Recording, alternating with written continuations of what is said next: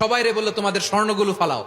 স্বর্ণগুলো ফেললো, বনি ইসরায়েলের স্বর্ণগুলোকে গলিয়ে সে একটা গরুর বাচ্চা বানালো। গোবৎস, কিসের বাচ্চা? দেখেন গরুর পূজা কিভাবে শুরু হয় পৃথিবীতে প্রথম। গোবৎস পূজা, গরুর বাচ্চার পূজা কিভাবে। এখন বনি ইসরায়েল হচ্ছে পৃথিবীর সবচেয়ে গোয়ার জাতি। তারা বলে, মুসা তুমি যে আল্লাহর সাথে কথা বলো আমরা তো দেখি না, তুমি যে কথা বলো আমরা তো শুনি না, তো কি করতে হবে? বনি ইসরায়েল বলে, আমাদের মধ্য থেকে 70 জন নিয়ে যাইতে হবে তোর পাহাড়ে। ওরা আয়সা যদি কয় হয় আমরা শুনছি, তাহলে বিশ্বাস করবো। কত বড় ডাকাত দেখছেন বনি ইসরায়েল। এদের চেয়ে গোয়ার জাতি নাই। এত গোয়ার তুমি করেছে মুসা আলাইহিস সালামের সাথে। তুমি যে আল্লাহর সাথে কথা বলো আমরা তো দেখি, কি করব? 70 জন আমাদের বন্ধু বান্ধব যে যদি দেখে, তারা বললে ওকে আস, 70 জন আস। 70 জন নিয়ে গেল। মুসা আলাইহিস সালাম হারুন আলাইহিস সালামকে খেলাফা দিয়ে গেলেন, আল্লাহ ওনাকে নবী বানালেন। মুসা আলাইহিস সালাম বললেন, হারুন খবরদার, বনি ইসরায়েলের মধ্যে তাওহীদের বাণী প্রচার করবা, ঐক্য ধরে রাখবা, বিচ্ছিন্ন হতে দিবা না। চলে গেছে। এইদিকে বনি ইসরায়েলের এক দুষ্ট লোক ছিল, নাম সামিরি। কি নাম? সামিরি।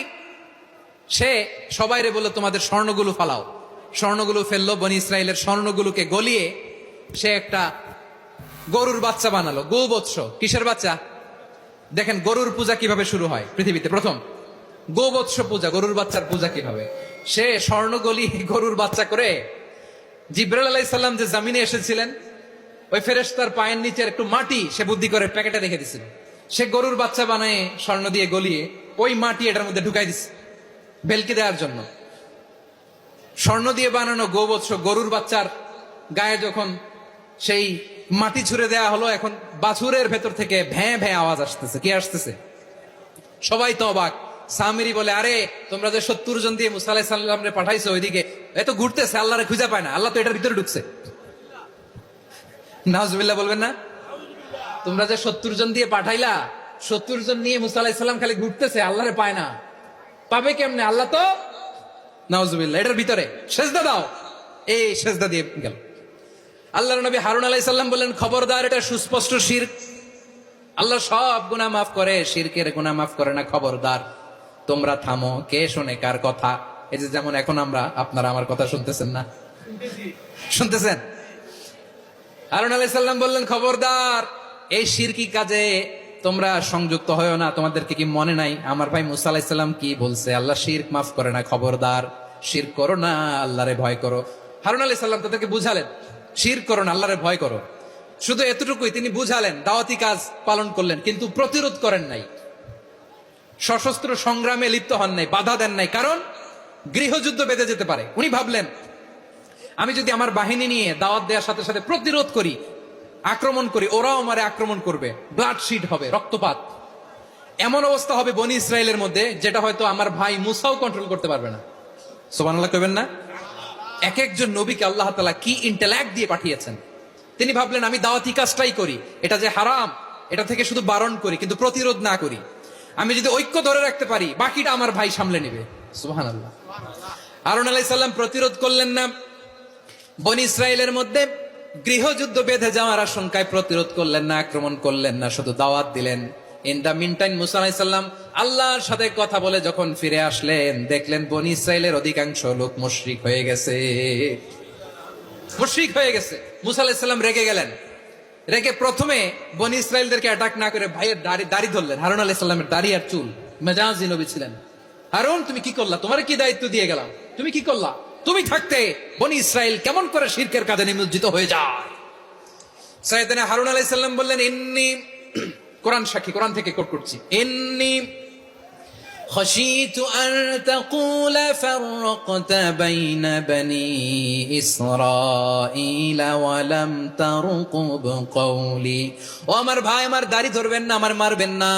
আমি ভয় করেছি, আমি ভয় পেয়েছি, না জানি আপনি বলেন তুমি কেন খাশিতু আন তাকুলা ফাররাকতা বাইনা বনি ইসরাঈল, আপনি এসে আমারে যদি বলেন তুমি কেন ঐক্য ধরে রাখলে না, কেন মারামারি হলো, কেন রক্তপাত হলো, তোমার কি এই দায়িত্ব আমি দিয়ে দিয়েছিলাম? আমার কথার দিকে কি তুমি ভ্রুক্ষেপ করো নাই?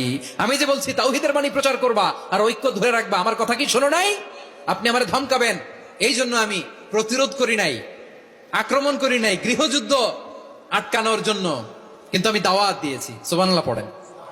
ঐক্য ধরে রেখেছেন। মুসা আলাইহিস সালাম মুহূর্তেই সামিরিকে আক্রমণ করলেন, অ্যাটাক করলেন, শাস্তি দিলেন। মুহূর্তেই ওই গোবৎস গরুর বাছুরকে ভেঙে চুড়ে মেসাকার করে সাগরের মধ্যে ভাসিয়ে দিলেন। পুরো বনি ইসরায়েলকে আবার তাওহীদের উপর প্রতিষ্ঠিত করলেন। পড়েন সুবহানাল্লাহ। এই ঘটনা থেকে শিক্ষা কি? শিক্ষা হচ্ছে আপনি শিরকের আড্ডাখানা দেখলেও বৃহৎ স্বার্থে তাওহীদের দাওয়াত দিবেন, প্রয়োজনে আপনি ঐক্য নষ্ট করবেন না। সুবহানাল্লাহ পড়বেন না? তাহলে ঐক্যের গুরুত্ব বেশি না কম? বলেন, আওয়াজ করে বলেন। ওয়াতাসিমু বিহাবলিল্লাহি জামিআ, আল্লাহর রশিকে আঁকড়ে ধরো। ওয়ালা তাফাররাকু, তোমরা বিচ্ছিন্ন হয়ো না। পেকুয়ার ভাইয়েরা আওয়াজ করে বলেন তো, আদেশটা কার?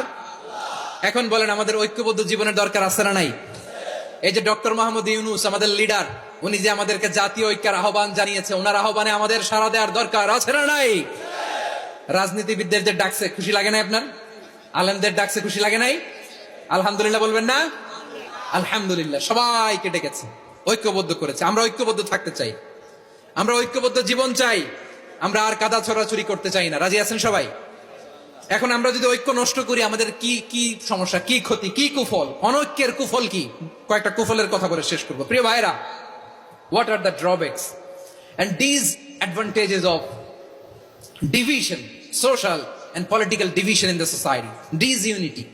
আমরা যদি বিচ্ছিন্ন হই, একে অপরের যদি মারামারি করি, একজন যদি আরেকজনের কাফের ফতোয়া দেয়, আমাদের কি ক্ষতি? শুনবেন? কথা কয় না, শুনবেন? এক নাম্বার ক্ষতি হচ্ছে, আমরা যদি বিচ্ছিন্ন হই, আমাদের শক্তি কমে যাবে, আমাদের পাওয়ার আমরা হারাবো। আমাদের কি হারাবো?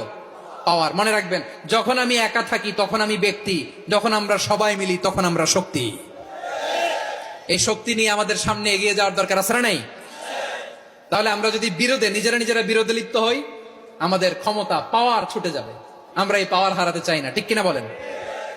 রব্বুল আলামিন ঠিক তাই বললেন।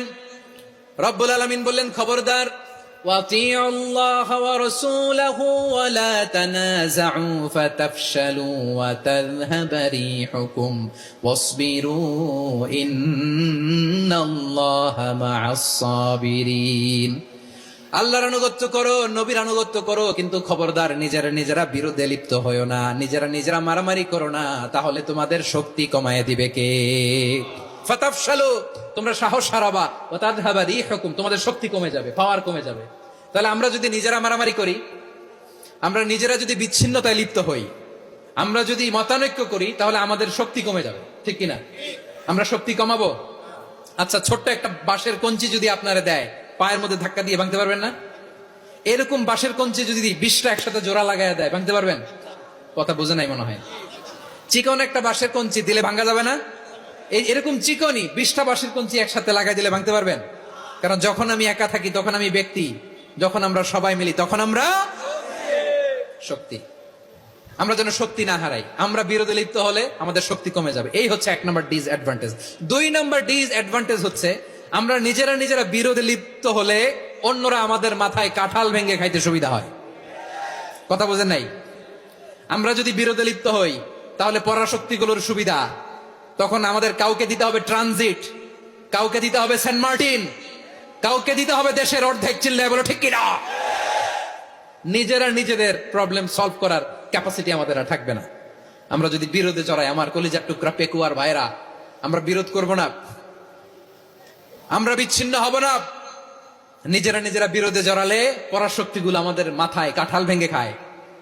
তখন ভারতের পিছনে দৌড়াতে দৌড়াতে, আমেরিকার পিছনে দৌড়াতে দৌড়াতে আমাদের জুতার তলা ক্ষয় হইয়া যাইবে। নিজেরা নিজেদের প্রবলেম সলভ করা যাবে না। আমরা যদি অন্যের পিছনে না দৌড়াতাম আর এই বিরোধকে থামাতে পারতাম, বাংলাদেশ আজকে যেখানে আছে তার কমপক্ষে 50 গুণ সামনে থাকতো। চিল্লায় বলেন ঠিক কিনা? তাহলে 1 নম্বর ক্ষতি হচ্ছে, আমাদের পাওয়ার লেস হয়ে যায়, আমরা দুর্বল হই যদি আমরা বিরোধ করি। 2 নম্বর হচ্ছে, পরাশক্তিগুলোর সুবিধা নেয়। 3 নম্বর হচ্ছে, আমাদের উন্নয়ন, দেশের উন্নতি, অগ্রগতি, এটা স্থবির হয়ে যায়, এটা বাধাগ্রস্ত হয়। প্রিয় ভাইরা, ইউনিটি, ঐক্য হচ্ছে একটা দেশের উন্নয়নের মূল ভিত্তি। 2 জন কইছে ঠিক, এদিকে এখন কয়েকজন কইছে ঠিক। ঐক্য হচ্ছে একটা দেশের, জাতীয় ঐক্য হচ্ছে কোন দেশের উন্নয়ন, অগ্রগতির মূল ভিত্তি, ঠিক কিনা বলেন? ইউনিটি অফ এ কান্ট্রি, এটা হচ্ছে একটা সাস্টেইনেবল ডেভেলপমেন্ট। সোশ্যাল স্ট্যাবিলিটির জন্য এটা অনেক গুরুত্বপূর্ণ। এজন্য বিরোধের কোনো স্থান আমরা দিব না, আমরা ঐক্যবদ্ধ থাকবো ইনশাআল্লাহ বলেন। আর কখনো কাউরে কাফের বলে গালি দিবেন? তুই জাহান্নামী বলবেন?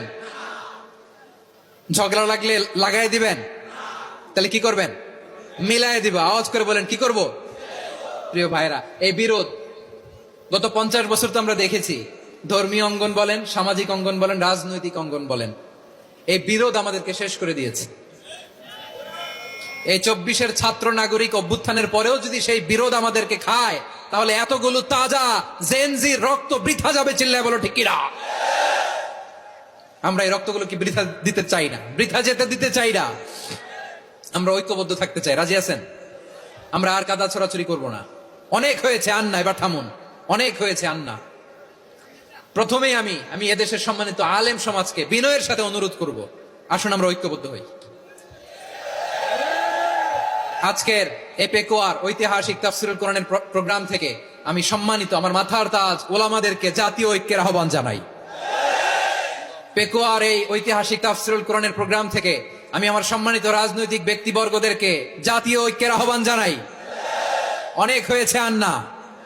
আধিপত্যবাদকে রুখে দিতে হলে, বাংলাদেশের বিরুদ্ধে যে কোনো ধরনের ষড়যন্ত্রকে রুখে দিতে হলে জাতীয় ঐক্যের কোনো বিকল্প নাই। চিল্লায় বলো ঠিক কিনা?